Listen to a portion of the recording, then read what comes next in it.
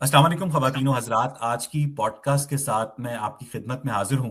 ख़वातीन व हज़रात, आज जो हमारे मेहमान हैं, कुछ अरसा पहले मेरी पहली मर्तबा पॉडकास्ट में ही उनसे मुलाकात हुई थी और आज तक शख्सी मुलाकात नहीं हुई, लेकिन मेरे दिल में उनका एहतराम बहुत है। और doctor Mohammad Sufiyan university of Swabi में मैनेजमेंट साइंसेज के उस्ताद हैं। इंतहाई धीमे लहजे में, इंतहाई मुतहम्मिल मिजाज के मालिक हैं और इंतहाई सलासत से, इंतहाई तरीके से गुफ्तगू करते हैं।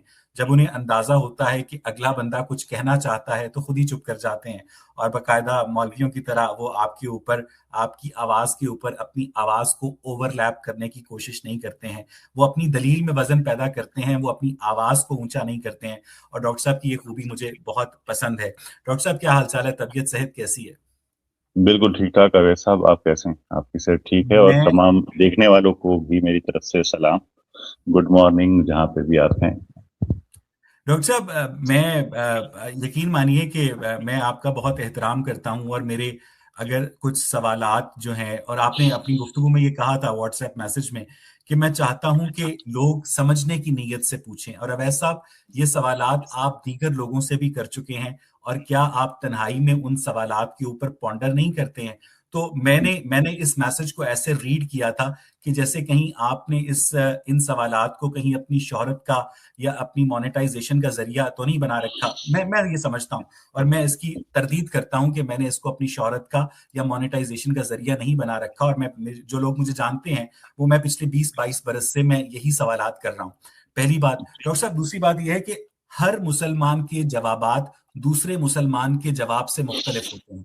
डॉक्टर हम्म, मोहम्मद सुफियान कुछ और तरीके से अपने गॉड का तारुफ करवाते हैं, मुफ्ती शुमाइल कुछ और तरीके से अपने गॉड का तारुफ करवाते हैं, जावेद अहमद गामदी कुछ और तरीके से करवाते हैं। तो जब वो आपस में मुत्तफिक नहीं होते हैं ना, तो ये मेरे लिए एक बहुत बड़ा अलार्मिंग साइन होता है।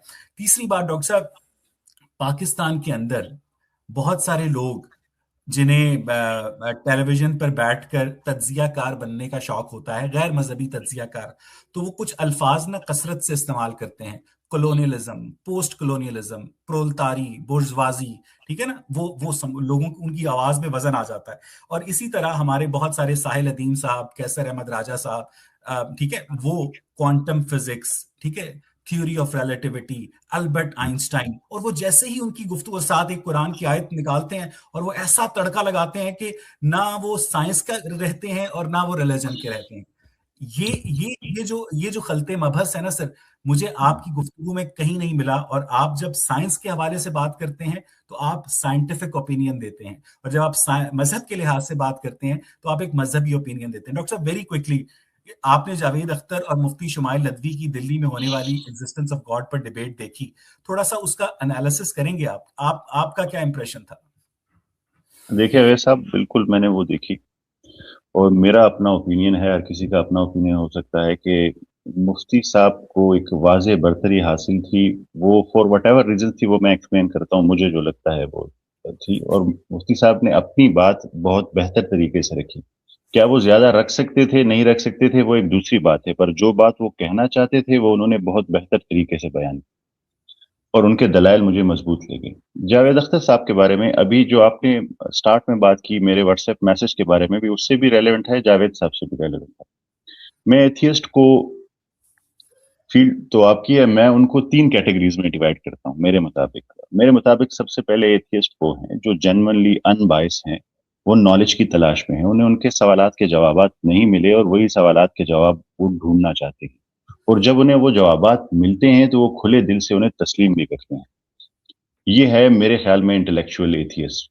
उसके बाद दूसरी कैटेगरी है इमोशनल एथियस्ट की, जो इमोशंस की वजह से एथियस्ट बन गए हैं। जावेद साहब मुझे रैशनल से ज्यादा इमोशनल एथियस्ट लगे, उनके रीजंस इमोशनल ज्यादा थी। उनके आर्गुमेंट्स जो है वो इंटेलेक्चुअल कम थे, जिसमें साइंटिफिक बैकग्राउंड मुझे शायद उनका काफी वीक लगा और शायद उनके पास वो इन्फॉर्मेशन नहीं थी। और थर्ड कैटेगरी मैं जो समझता हूँ एथियस्ट की, जिनसे मैं कोशिश करता हूँ कि कभी बात ना करूं ना, मैं उन्हें, क्योंकि उन्होंने अपना डिसीजन ले लिया है, वो है जो या अना में आ गए हैं या नफ्स की मोहब्बत में या दुनिया की मोहब्बत में, उन्होंने अपना डिसीजन कर लिया है, तो वो फ्री हैं, लेट देम एंजॉय, वो अपनी जिंदगी एंजॉय करें।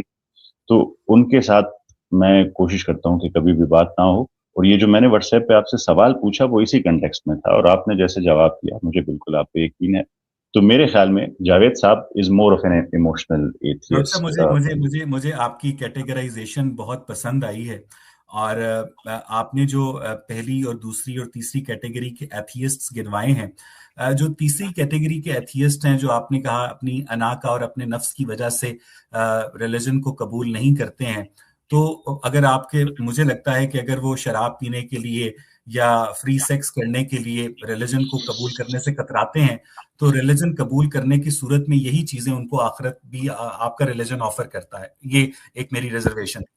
دوسرا پوائنٹ یہ ہے کہ آپ نے کہا کہ جو پہلی کیٹیگری کے ایتھیسٹس ہیں وہ انٹلیکچوئل ایتھیسٹس ہیں، کیونکہ میں ان تینوں کیٹیگریز میں اپنے آپ کو کہیں بھی نہیں فٹ کر پا رہا. اگر وہ انٹلیکچوئل ایتھیسٹس ہیں، وہ آنیسٹی کے ساتھ جوابوں کی تلاش میں ہیں اور انہیں جواب مل جاتے ہیں اور وہ ان جوابوں کو قبول کر لیتے ہیں، تو پھر وہ تو ایتھیسٹ رہے نا ڈاکٹر صاحب، پھر تو وہ آٹومیٹکلی انٹلیکچوئل ایتھیسٹ سے ایک بلیور ہو گئے، پہلی بات. اور دوسری بات یہ کہ انٹلیکچوئل ایتھیسٹ کو جوابات کہاں سے ملتے ہیں؟ اس کا سورس اسلام ہے، اس کا سورس کرسچینٹی ہے، اس کا سورس جوڈائزم ہے، اس کا سورس ہندوازم ہے یا بدھزم ہے، یا ڈاکٹر سفیان بکیا تمام مذاہب کو جوابات کا غلط سورس سمجھتے ہیں اور صرف اسلام کو جوابات کا درست سورس سمجھتے ہیں؟ ڈاکٹر صاحب دیکھیں، جب بھی آپ سورس کی بات کرتے ہیں، میرے مطابق، اور میں اپنے پرسپیکٹو سے بات کروں گا، بینگ اے مسلم میں اس پرسپیکٹو سے بات کروں گا. اب یہ سب گائیڈنس کے لیے میرے خیال میں 3 بکس ہیں، اور اس سے سب سے پہلی بک آتی ہے ریویلڈ نالج کی. ریویلڈ نالج میں جیسے قرآن کریم ہے آپ کے پاس، قرآن کریم نے کہا فلا یتدبرون القرآن، کہ آپ اس کی آیتوں پر تدبر نہیں کرتے، غور نہیں کرتے، بار بار غور و فکر کی بات، بار بار غور و فکر کی بات. دوسری کتاب جو میری نظر میں ہے اللہ تعالیٰ کی کریٹڈ کی، وہ ہے کائنات، جس کی نشانیوں پہ بھی اللہ تعالیٰ نے غور و فکر کا کہا ہے بار بار کہ آپ نے اس پہ سوچنا ہے، اسے سمجھنا ہے، اپنے انٹولوجیکل آرگومنٹ سے، ٹیلیولوجیکل آرگومنٹ سے، کاسمولوجیکل آرگومنٹ سے، انفرنشنل آرگومنٹ سے آپ نے اسے سمجھنا ہے. تیسری کتاب ہے انسان کی اپنی فطرت. اس کے اندر آپ نے ایک بات کہی تھی اویس صاحب، مجھے بڑی اچھی لگی. کسی پوڈ کاسٹ میں آپ بات کر رہے تھے، آپ نے کہا کہ میں اپنے جسم کی توجہ چاہتا ہوں. اس سے پہلے آپ نے ایک بڑی اچھی غزل کہی، مجھے بھول گئی ہے پر بڑی اچھی تھی، اس کا وہ امپیکٹ میں ہے نے کہا میرے تھا کہ پاس. میں اپنے وجود کی توجہ چاہتا ہوں. وجود کی توجہ چاہتا ہوں، وہ تو غزل بھی مجھے یاد ہے اور یہ الفاظ بھی مجھے یاد ہے. اور اقبال صاحب، اگر آپ نے فرض کریں آپ نے فیصلہ کر لیا تھا کہ کوئی خدا نہیں ہے، تو پھر تو آپ کو آرام سے باقی جتنی زندگی گزار جانی چاہیے تھی، ریلیکس ہو کے. پر میرے خیال میں یہ جو آپ ہر رات ہر دفعہ سوال ڈھونڈ رہے ہیں، یہ وہ آپ کی فطرت کی آواز ہے، یہ وہ کائنات کی یا کتاب کی آواز نہیں. تو میرے خیال میں کسی بھی انسان کے پاس گائیڈنس کے لیے 3 سورسز ہیں، اور یہ وہ تینوں سورسز ہیں جس سے وہ گائیڈنس لے سکتا ہے. بلکہ اویس صاحب، میں انٹرو میں ایک بات کہنا بھول گیا اور وہ میں ابھی ایڈ کر دیتا ہوں. وہ یہ ہے کہ میں ایک لحاظ سے آپ کا شکر گزار ہوں، اور اس کی ریزن یہ ہے کہ میری یہ بہت بڑی خواہش ہے کہ ہمارے مسلمان کلچرل مسلم سے نکل کر غور و فکر شروع کریں، سوچنا شروع کریں، ریسرچ کرنا شروع کریں، چیزوں کو سمجھنا شروع کریں. وہ اس پتہ نہیں کتنے ٹائم سے ایک کمفرٹ زون میں آ کے انہوں نے سب کچھ چھوڑ دیا تھا، جب تک کسی آؤٹر فورس نے انہیں مجبور نہیں کیا وہ کرنے پر. اب آپ نے جانے میں کیا، انجانے میں کیا، پر آپ وہ کام کرنے لگے کہ لوگ سوچنے لگے، سوال پوچھنے لگے اور چیزوں کو سمجھنے لگے، جو میرے خیال میں مسلمان سے مومن بننے کا ریئل راستہ ہے. آپ مومن ہی تب بنتے ہیں جب آپ سوچتے ہیں، غور و فکر کرتے ہیں. آپ جانتے ہیں بدترین جانور قرآن کریم نے کہا ہوا ہے ان لوگوں کو جو عقل سے کام نہیں لیتے ہوئے، جو سوچتے نہیں ہیں. تو اس کے لیے میں آپ کا شکر گزار ہوں کہ آپ نے جانے انجانے میں یہ عمل شروع کروا دیا. چلیں، بہت بہت شکریہ ڈاکٹر صاحب. آپ نے یہ کہا کہ آپ کے نزدیک اس دنیا میں گائیڈنس کے 3 سورسز ہیں. پہلا سورس قرآن مجید ہے، دوسرا سورس کائنات ہے، اور تیسرا سورس انسان کا اپنا وجود ہے. اس کا مطلب یہ ہے ڈاکٹر صاحب کہ آپ نے دنیا کے تمام دیگر مذاہب کو سورس آف گائیڈنس سے خارج کر دیا ہے، اور آپ مجھے لگتا ہے کہ آپ 99% ایتھیسٹ ہیں اور ہم 100% ایتھیسٹ ہیں. ٹھیک ہے، آپ دنیا کے تمام ریلیجنس کو غلط سمجھتے ہیں، صرف اسلام کو ٹھیک سمجھتے ہیں، اور ہم دنیا میں تمام ریلیجنس کو انکلوڈنگ اسلام غلط سمجھتے ہیں. آپ میں اور ہم میں کچھ زیادہ فرق نہیں ہے. نہیں، ایسا نہیں ہے سب میں. ایک 1 پوائنٹ، اسمال پوائنٹ. دیکھیں ایک بات یاد رکھیے گا، اس کے بعد ہم اپنے ٹاپک پہ آتے ہیں، ورنہ پھر ہم ایسے ہی جاتے رہیں گے. نہیں ڈاکٹر دیکھیں صاحب، مجھے میرے آپ سے لیکچر ہاں بنانے کا مزہ آتا ہے. میں آپ جیسے ہی میرے اشارہ بھی نزدیک کرتا ہوں کر جاتا ہوں. جی جی. میرے نزدیک اسلام جو ہے وہ 1400 سال پہلے شروع نہیں ہوا، وہ شروع ہوا ہے حضرت آدم علیہ السلام سے، اور وہاں سے وہ گائیڈنس شروع ہوئے. ہمیں تمام کتابوں پر ایمان لے کے آنا ہے، جتنی کتابیں اس پر ہمارا ایمان ہے جو اس وقت سے شروع ہوئی ہیں. تو ہمارا ایمان ان تمام میں آپ کو بتاتا ہوں جو میرا نظر، میرے خیال میں تمام انسان ایک گروپ ہیں، سیم گروپ. ہاں بیچ میں ڈائیورژنز آئی ہوئی ہیں، جو لوگ ڈائیورٹ کرتے گئے ہیں بیچ میں، وہ جو میں نے آپ کو بتایا وہ شاید انا کی وجہ سے ہو، نفس کی وجہ سے ہو سکتا ہے، ضد کی وجہ سے ہو سکتا ہے، دنیا کی محبت. پر ہم گروپ ایک ہی ہیں سارے، ہمیں ٹھیک. لے کے آنا ہے انہیں واپس. تو دیٹس مائی تھنکنگ پروسیس، اگر that's my thought process doctor actually. صاحب sorry for being devil's advocate, اگر حضرت موسیٰ اور حضرت عیسیٰ آپ کے نزدیک مسلمان تھے اور اسلام جو ہے وہ حضرت آدم سے شروع ہوا تھا، تو پھر حضرت موسیٰ کے پیروکار یہودی کیوں کہلاتے ہیں، مسلمان کیوں نہیں کہلاتے؟ حضرت عیسیٰ اگر مسلمان تھے تو ان کے پیروکار مسیحی کیوں کہلاتے ہیں، مسلمان کیوں نہیں کہلاتے ڈاکٹر صاحب؟ اب ایسا ہم پھر ڈائیورٹ کرتے جا رہے ہیں، میں شارٹ آنسر دیتا ہوں. ایگزیکٹلی. ہاں دیکھیں، قرآن اسلام کی بنیاد کیا ہے؟ دیر از اونلی ون گاڈ، اس کا نظام چلے گا اور ایک ہی خدا کو ہم مانیں گے، اور اس کے علاوہ کسی کے نظام کو نہیں مانیں گے.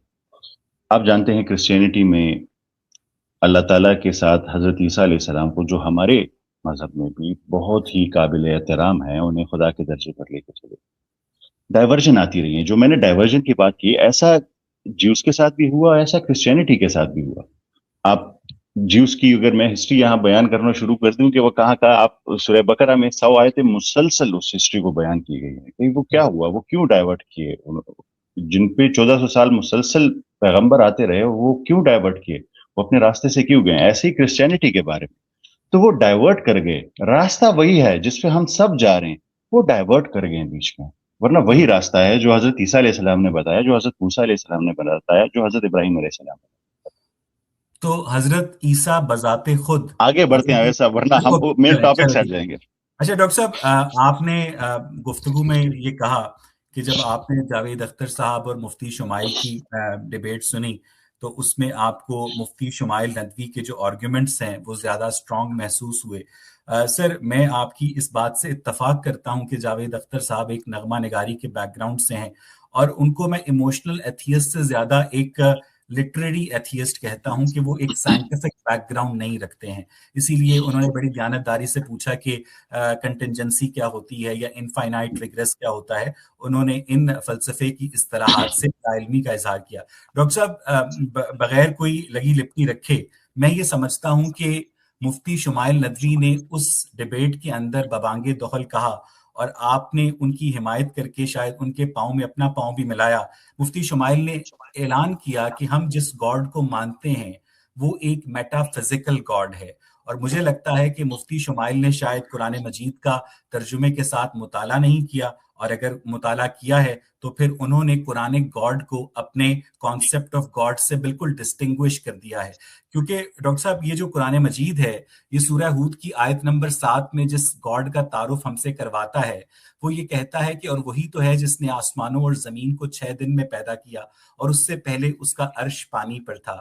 ٹھیک ہے، پھر وہ یہ کہتا ہے کہ اے ابلیس، تجھے کس چیز نے روکا ہے؟ سورہ سواد کی آیت نمبر 75 ہے، تو نے اسے سجدہ کرے، میں نے اسے اپنے دونوں ہاتھوں سے پیدا کیا. یعنی آپ کے اللہ نے اسے دونوں ہاتھوں سے پیدا کیا. پھر یہ صحیح مسلم کی حدیث ہے 1827 کہ بے شک عادل لوگ اللہ کے پاس نور کے ممبروں پر ہوں گے، رحمان عز و جل کے دائیں جانب، اور اس کے دونوں ہاتھ دائیں ہیں. اب یہ جو قرآن و حدیث کے اندر گاڈ ہے وہ ایک فزیکل گاڈ ہے. وہ کائنات کی تخلیق سے پہلے اس کا عرش ہائیڈروجن اور آکسیجن سے مل کر بننے والے پانی پر تیر رہا ہے. وہ ایک عرش پر بیٹھا ہے، اس کے 2 دائیں ہاتھ ہیں. ٹھیک ہے، تو قرآنک گاڈ ایک فزیکل ایٹریبیوٹس کا مالک نظر آتا ہے، اور مفتی شمائل اور ڈاکٹر سفیان اگر ان کی حمایت کر رہے ہیں، ان کا گاڈ میٹا فزیکل. یہ اتنا بڑا کانٹرڈکشن کیسے ہے ڈاکٹر صاحب؟ حضرت محمد صلی اللہ علیہ وآلہ وسلم ایک دفعہ مسجد نبوی میں گئے اور کچھ جوان، کچھ صحابہ کرام ڈسکشن کر رہے تھے. ان سے پوچھا کیا کر رہے ہیں؟ تو میں نے کہا تھا کائنات پہ غور و فکر کریں. تو انہوں نے کہا کہ بہت اچھا، کائنات پر، اللہ کی تخلیق پر غور و فکر کریں، پر اللہ کی ذات پر نہیں. میرا اس میں دیکھیں قرآن شریف کی آیت ہے کہ اللہ کا کوئی مثل نہیں، اور وہ وراء الورا ہے. اللہ تعالیٰ کو ہم پہچانتے ہیں اس کی تخلیق سے، اس کی جو سائنز ہیں یہاں پہ موجود ہے. ایک بہت خوبصورت شعر ہے، آپ کو شاعری پسند ہے اس لیے آپ کو سنا رہا ہوں. وہ علامہ اقبال کا ہے میرے خیال میں کہ عقل گو آستہ سے دور نہیں، عقل گو آستہ سے دور نہیں، اس کی قسمت میں پر حضور نہیں. عقل گو آستہ سے دور نہیں، اس کی قسمت میں پر حضور نہیں. دلے بینا بھی کر خدا سے طلب، دلے بینا بھی کر خدا سے طلب، آنکھ کا نور دل کا نور نہیں. تو پھر اسی طرح کا ایک اور شعر ہے کہ عقل عیار ہے سو بھیس بدل لیتی ہے، عشق بیچارہ ملا نہ وائز نہ حکیم. گزر جا عقل سے آگے کہ یہ نور چراغ راہ ہے منزل نہیں ہے. یہ ایک راستے کا ڈھونڈنے کا طریقہ ہے، ایک سٹیپ ہے اس کا. دیکھیں ویسا میں آپ سے بات کر رہا تھا. اچھا ایک میری ریکویسٹ ہے، یہ جو آپ نے سوال پوچھا ہے نا، یہ بہت ڈیٹیل میں اس کا آنسر جائے گا. تو آپ کی آپ کی ایک، ہم پشتو میں کہتے ہیں فضان بپریان نرا والے، اسے کہتے ہیں کہ آپ بیجین ہو جاتے ہیں سوال پوچھنے کے لیے. جب پر اس کو آپ آپ نے اجازت جب آپ اجازت دیں گے نا ڈاکٹر صاحب، ہاں میں آپ کی کلاس میں بیٹھا ہوں، جب آپ اجازت دیں گے تو میں بولنا شروع کروں گا پلیز. ہاں. تو جہاں تک اللہ تعالیٰ کے ہاتھوں کی آپ نے بات کی، اللہ تعالیٰ کی ذات یہ میٹافرز ہیں، استعارہ ہے. اس پہ بالکل اللہ کی ذات وراء الورا ہے، اس پہ میں بات نہیں کرتا. جیسے میں نے حضرت محمد صلی اللہ علیہ وآلہ وسلم کی حدیث آپ سے بیان، جو آپ نے آیت بیان کی سورہ ہود کی، اور ہم اسے ایسے اسٹوڈنٹس دیکھتے ہیں ویسے صاحب اس ٹائم چھوڑ دیتے ہیں کہ کون ایتھیسٹ ہے کون مسلمان ہے. وہ آیت آپ نے سورہ ہود کی آیت نمبر 7، اعوذ باللہ من الشیطان الرجیم بسم اللہ الرحمن الرحیم وهو الذی خلق السماوات والارض فی ستۃ ایام، فی ستۃ ایام، اور اس کے بعد پھر کہا وکان عرشہ علی الماء. اب صاحب اب ذرا آپ نے اس کو سٹارٹ سے سمجھنا ہے. سب سے پہلے تو یہ سمجھنا ہے کہ اللہ تعالیٰ نے یہاں پہ ورڈ خلق کیوں استعمال کیا، امر کیوں نہیں استعمال کیا، اور اس خلق اور امر میں کیا فرق ہے. اور اللہ تعالیٰ جب کن فیکون کہتے ہیں تو امر استعمال کرتے ہیں، جب میٹیریل دنیا کی بات کرتے ہیں جس میں پروسیس ہوتا ہے تو خلق استعمال کرتے ہیں. پھر اس کے بعد اللہ تعالیٰ نے کہا کہ اس زمین اور آسمان کو میں نے 6 دنوں میں، 6 ایام میں پیدا کیا، 6 سٹیجز میں پیدا کیا. اب بھی اگر ہم ناسا کی ویب سائٹ پہ جائیں گے رائٹ ناؤ اور ہم دیکھیں گے کہ کتنے سٹیجز میں یونیورس کریٹ ہوا، تو آپ حیران رہ جائیں گے کہ وہ 6، بلکہ انہوں نے 7 لکھا ہوا ہے، پر جو 7واں سٹیج ہے دا فیوچر، وہ اب تک کے لیے نہیں ہے، وہ بعد میں جو ہوگا. وہ بھی قرآن کریم نے سائنس سے بہت بہترین انداز میں پیش کیا ہوا ہے. پر یہ 6 سٹیپ جو ہے جہاں سے ہم لوگ سٹارٹ ہوتے ہیں انفلیشن سے، پھر نیوکلیوسینتھسس پہ ہم لوگ جاتے ہیں، ریکمبینیشن پہ جاتے ہیں، ڈارک ایجز پہ جاتے ہیں، فرسٹ سٹارز پہ جاتے ہیں، ری آئونائزیشن. یہ 6 ایام ہیں، 6 سٹیجز ہیں جس میں یہ زمین اور آسمان کو پیدا کیا گیا. اب اویس صاحب جو سب سے پہلے جو بالکل انفلیشن سٹارٹ ہوئی، بالکل انیشل سٹیج، اس میں سب سے پہلا ایلیمنٹ کیا بنا؟ آپ سے ایک غلطی ہوئی اس ویڈیو میں، شاید انجانے میں آپ نے کہا کہ یہ ہائیڈروجن اور آکسیجن دونوں سٹارز میں بنتے ہیں. وہ شاید آپ نے جلدی میں کہہ دیا ہوگا. آپ کو پتا ہوگا کہ ہائیڈروجن جو ہے وہ بگ بینگ کے بعد پہلا ایلیمنٹ جو ہے وہ ہائیڈروجن بنا. اور آئی ایم شیور آپ یہ پہلے بیان کر چکے ہیں کہ آپ کو نہیں پتا کہ 10⁻⁻43 سیکنڈ سے پہلے کیا ہوا اور وہ ہائیڈروجن کہاں سے آیا. اور اس میں میرا ایک سوال ہے، جب میں یہ پورا کر لوں تب آپ اس کا جواب دے سکیں گے. ویسا دیکھیں، ہم اگر اسے ایک بالکل نیوٹرل پوائنٹ آف ویو سے دیکھیں، اگر ہمیں نہیں پتا کہ 10⁻⁻43 سیکنڈ سے پہلے کیا ہوا، تو اس کی پروبیبلٹی کہ گاڈ ہے یا نہیں ہے وہ 50% ہے. 50% ہے کہ اس کا کوئی سائنٹیفک ریزن ہوگا، بعد میں پتا چل جائے گا. 50% یہ بھی ہے کہ اس کا کوئی کریٹر ہے جس نے اسے کریٹ کیا ہے، جسے ہم ابھی سمجھ نہیں پا رہے.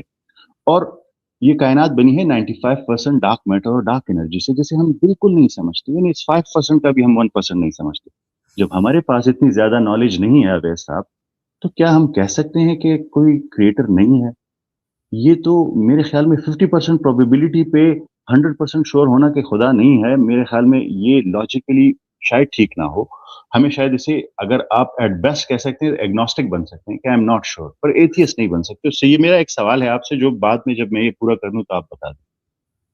دیکھیں ہائیڈروجن بنی بگ بینگ کے بعد، اور آئی ہوپ میں آپ کو اپنی باتوں سے بور نہ کروں، تو میں اسے کوشش کروں گا کہ جلدی ختم کروں. دیکھیے ہائیڈروجن آیا، ہائیڈروجن سے کیا ہوا؟ ہائیڈروجن سے سٹارز بنے، اسی سٹارز میں پروسیس ہوئے، اس پروسیس سے ہیوی ایلیمنٹس بنے، ہیوی ایلیمنٹس میں سے ایک آکسیجن بنا، وہی آکسیجن ہائیڈروجن کے ساتھ ملا اور پانی بنایا. اسی پانی سے وجالنا من الماء کل شیء حی، جو تمام لائف ہے وہ بگین ہوئی. آج بھی انسان نہ پانی کے بغیر رہ سکتا ہے، نہ آکسیجن کے بغیر رہ سکتا ہے. اللہ تعالیٰ یہاں پہ کیا بیان کر رہے ہیں کہ اللہ تعالیٰ کہہ رہے ہیں کہ جب میں نے اس کائنات کو ان 6 سٹیجز سے بیان کیا، انفلیشن، نیوکلیوسینتھسس، ان سب سے گزار کے بنایا، تو میرا اقتدار، عرش کہتے ہیں اقتدار کو، کنٹرول کو، اتھارٹی کو، ڈومینین کو، وہ تھا، وہ ہے پانی پر. اب ایسا میں آپ کو بڑی ایک انٹرسٹنگ بات بتاتا ہوں. پانی پر کیوں، وہ میں نے آپ کو ایکسپلین کیا. یہ پوری کائنات کی ابتدا ہائیڈروجن سے ہوئی. ہم سب ڈیپینڈنٹ ہیں آکسیجن پہ. وہ 2 ایلیمنٹ جو پانی پہ بنے ہوئے، ہائیڈروجن اور آکسیجن، جن سے مل کے پانی بھی بنا ہے، آکسیجن بھی ہے. یہ تمام سٹارز، یہ پورا نظام اس سے بنا ہوا ہے. اب آتے ہیں آپ کے وہ مین پوائنٹ پہ. آپ کہہ رہے ہیں کہ یہاں پہ یہ آیت کہہ رہی ہے کہ اس سے پہلے اللہ کا عرش پانی پر تھا. اب ویسا آپ ایک ریسرچر ہیں، میں آپ سے یہ امید کروں گا کہ جب بھی آپ ایک چیز دیکھیں تو پھر دیکھیں وہاں پہ عربک میں کیا لکھا ہوا ہے. وہاں پہ لکھا ہے وَقَانَ عَرْشُهُ عَلَى الْمَاءِ. کانا کا مطلب پہلے نہیں ہے، پہلے کا مطلب ہے قبل، اور بعد کا مطلب ہے سما. تو یہاں نہ قبل لکھا ہوا ہے نہ سما لکھا ہوا ہے کہ اس کے بعد ہے یا اس سے پہلے. کانا لکھا ہوا ہے. تو انکنکلوسیو کہہ سکتے ہیں اسے، پر یہ نہیں کہہ سکتے کہ یہ پہلے تھا. اور اس کے بیسس پہ میں آپ سے ایک اور، آپ اگر سورہ اعراف کی آیت نمبر، ویسے آپ میرے ساتھ ہی ہے نا، میرے آرگومنٹس کے ساتھ لے کے چلتے ہیں. اچھا، سورہ اعراف کی آیت میں آتے ہیں. وہ ایگزیکٹلی یہی آیت ہے، پر اس میں ایک چھوٹا سا ڈفرنس ہے. ایگزیکٹلی یہی آیت ہے. وہ آیت یہ ہے، بسم اللہ الرحمن الرحیم، انہ ربکم اللہ الذی خلق السماوات والارض فی 6 ایام. جیسے وہ تھا ویسے ہی. اس کے بعد کیا کہتے ہیں، ثم استوى علی العرش. ثم کہتے ہیں اس کے بعد وہ استوار ہوا عرش پر. اس کی اتھارٹی، اس کا کنٹرول سنبھالا اس نے. تو جو آپ نے سورہ ہود کی آیت بیان کی، وہاں قبلہ نہیں لکھا، اس سے پہلے وہاں لکھا ہے وَقَانَ عَرْشُهُ عَلَى الْمَاءِ.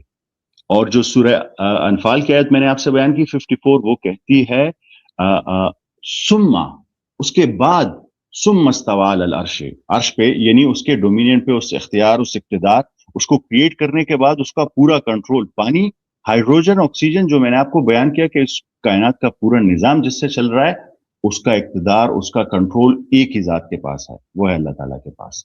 یہ ہے اس آیت کا مطلب. ایسا